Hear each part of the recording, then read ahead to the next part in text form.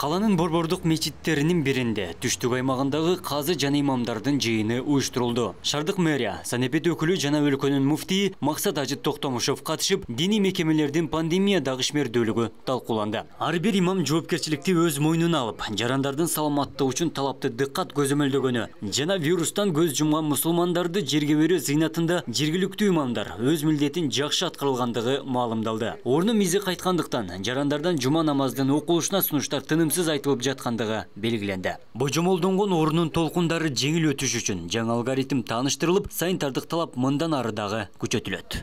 Мечиттердеги жума намаздардын окулушу, жөнөкөй убактардагы намаздардын окулушунда дагы биз тартипти күчөтүү боюнча түшүндүрмө иштерин жүргүздүк. Жыйында жума намаздары ачыла турган убактарда ошо сөзсүз түрдө ал жерде биздин санэпидстанциянын кызматкерлери ар бир мечитте болот.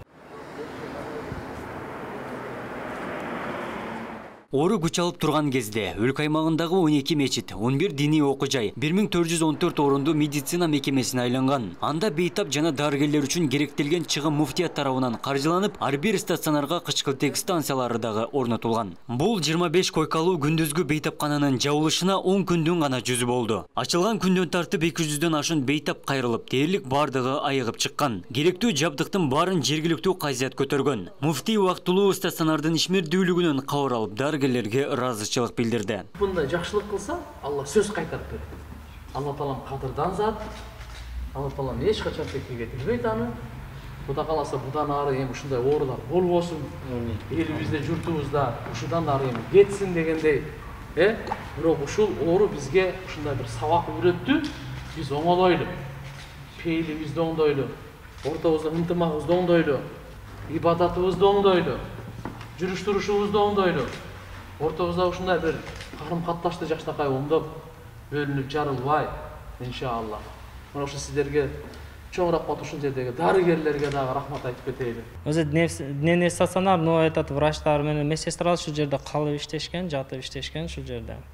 Анан бул жерде дары-дармек условиясы өтө жакшы жаратылган экен полностью. Муфтият тарабынан кылынган бир кыйынчылык жок, кыйынчылык болбоду. Лечение алып кетти. Мен 14 күндүн ичинде бир 200ге жакын балны карадым. Алардан бардыгы жакшы ыраазы болуп чыгып кетти. Калага болгон жумушчу сапарын муфтий Максатбек Ажыт Токтомушев ыраазычылык сапар экендигин, оору менен күрөшүүдө ыктыярчылардын диний мекемелердин таасири күч болгондугун белгиледи. Келе жаткан шайлоодо диний кызматкерлер саясий көз караштарга аралашпай, элдин ынтымагы үчүн кызмат кылуусуна дагы муфтий токтолду. Имамдардын баарына расмий эскертүүлөр берилди. Кудай кааласа кат түрүндө дагы берилет. Биз мындай элибиздин ынтымагын кармап, камсыздап бере турган, мамлекеттүүлүктү бекем түптөй турган биз ушундай мындай диний жоопкер адамдарбыз да. Ошондуктан мечитти эч качан саясаттырбаш керек. Саясатка аралаштырбаш керек. Мечиттин минбари, михрабы бул пайгамбарыбыздын аманаты, бул нурлуу жер. Ошондуктан буну жакшы иштетишибиз керек.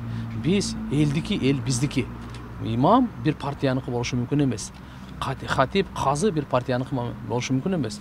Бардык диний кызматкерлер мамлекеттики. Орунун божомолдонгон толкундары жеңил болушу ар бир жарандан көз каранды. Оор кырдаалда бир бүтүнгө биригип калк саламаттыгын коргоо негизги милдет болгон. Курчуп жаткан мезгилде өлкөнүн ар бир жараны мамлекетке колдоо көрсөтүп, бир жакадан баш, бир жеңден кол чыгаруу менен орунун мизи кайтты. Абдумалик Базарбаев, Элиман Акбаев, Ош ТВ. Бир кыпындай жакшылык кылса, Алла сөз кайтарып берет. Алла таалам кадырдан зат. Алла таалам эч качан текке кетирбейт аны. Кудай кааласа будан ары эми ушундай оорулар болбосун. Элибизде, журтубузда ушудан ары эми кетсин дегендей. Бирок ушул оору бизге ушундай бир сабак үйрөттү. Биз оңолойлу. Пейлибизди оңдойлу. Ортобузда ынтымагыбызды оңдойлу. Ибадатыбызды оңдойлу. Жүрүш-турушубузду оңдойлу. Ортобузда ушундай бир карым-катташты жакшынакай оңдоп, бөлүнүп жарылбай, иншалла. Мына ошо сиздерге чоңураак болот ушул жердеги дарыгерлерге дагы рахмат айтып кетейли. Өздөрүнүн мындай өмүрүн тобокелге салышты. Буларга дагы канча дегенди көрүп атабыз иншалла. Алла таалам баарыбызга, элибизге, журтубузга жакшылык берсин, өмүр берсин. Бирдеги жамаатына, имамына, хатибине, кызматкер мударристерге, мударрисаттарга ушул жердеги жана ушул жердеги мүдүрлөргө баарын Алла таалам кылган иштерин кабыл кылып, жакшылыктарды Алла таала насип кылсын. Ушул жерден Алла таала бардык элге, журтубузга жакшылыктар таркатсын. Ооруларга Алла таала шифа толук берсин. Бардык жамандыктардан узак кылып, будан ары Алла таала ушул жакшы күндөрдү барыбызга насип кылсын. Алла. Рахмат Аллага. Жай бердик да. Жалпысынан 1415 кишиге ушунда стационардык жана күндүзгү келипчи. Ошол эле кезде биз күчөйүп кеткенде кеңешип, муфтияттын өзүнүн кызматкерлери менен, алымдар менен, казылар менен кеңешип, керек болсо ушул диний окуу жайларыбыз бизде 110 диний окуу жай бар. Бардыгын беребиз деп 29 даяр болду. Ошол учурда сразу. Тилекке каршы Кудайга шүгүр ага чейин Алла таала жеткирген жок. Бирок ушулар алар мечитиңерди, медресеңерди берсеңер деп мамлекет эл ушундай сурап айтылып калган ошоларда биз айттык, давайте этап менен. Биринчи медреселер берип турайлы. Эгерде зарыл болуп турган болсо 3000 мечит да беребиз керек болсо. Кудайым буйрса депчи, бирок алхамдулилла Алла таала мага жеткирген жок, баары жакшы бүтүп кетти. Баарыңыздардын дуаңыздардын берекети иншалла. Рахмат иншалла баарыңызга. Рахманир Рахим, алхамдулилла, уссалату уссаламу аля расулилля Мухаммад. Биринчиден бүгүн мынакей 25 август 2020 жылы мен атайы расмий иш сапар менен ушул Ош шаарынын имамдарына жана Ош областынын имам хатиптерине ушуларга мындай түшүндүрүү жана отчет катары азыркы эми буюрса Кудай калса будан ары кандай иш чараларды кылабыз, кандай мамлекетке көмөктөшүп элибизге жардам беребиз. Жалпысынан эле мына жакындагы өткөн биздин башыбыздагы мына кайгы оор күндөр COVID-19 боюнча ушулар боюнча маселе болду. Биринчиден эми Ош шаарына айта турган болсок, имамдарга бардыгына учурунда ыраазычылык билдирдик. Анткени булар кайрымдуулук жагынан дагы бардык жагынан дагы Кудайга шүгүр жардам беришти. Баягы карантинде үйгө отурула деп мечиттерден ушу жарыяда кылынып турду. Атайы өзүңөрдү сактагыла деп бардык мына тартиптүүлүктү, санитардык ушулардын талаптардын баарын сактагыла деп аларга имамдарга анан кийин мына кайрымдуулук боюнча дагы Кудайга шүгүр уун, продукты ушул мечиттин тегерегиндеги ошол жерде жамааттын ушул кембагалдарына үйлөрүнө чейин жеткирип берип туруп атышты да. Түшүндүрүү, көңүлүн көтөрүү иштери чоң болуп атты. Анан ушул жердеги имамдарыбыз, кээ бир имамдарыбыз мына эмеге дарыгерлер менен чогуу ушул өздөрүнүн өмүрүн тобокелдикке салып, ошо ооруларга албетте имамдар ошо өтүп кеткендердин аларды көмгөнгө, жаназаларына барып, топурак таштап, үйлөрүнө келип, алардын көңүлүн айтып, аларды соротконго, ушулардын бардыгына чоң кызмат көрсөтүштү. Ошого мен атайы бул иш сапарда ыраазычылыкты билдиргенче, эми будан ары эми дагы эле баш ийүү, тартиптүүлүктү сактоо боюнча анан Кудай кааласа жакын араларда иншалла жума ачылып калат, жума намазы, 5 убак намаз анча деле ачык. Ошого дагы гана медреселерибиз, окуу жайлары эми ачылган атат. Анан биз силерге мындай, силер журналисттерге айтып кетейин. Өткөндө оору күчөйүп кеткенде бизде жалпысынан өзү 12 мечит, 11 диний окуу жай берилди. 1415 киши ошо дарыланып кетип неме кылып жакшы болушту эми Кудайга шүгүр. Анан биз айтканбыз ошондо. Эгерде ушундай оор абал болуп кете турган болсо, бизде 110 окуу жай бар. Ошону чекесинен биз бергенге дайынбыз. Анан дагы Кудай сактасын, дагы күчөйсө, анда 3000 мечит бар. Бардыгы мына ошо элибиздин ден соолугу, өмүрү, коопсуздугу үчүн кызматка булар дайын.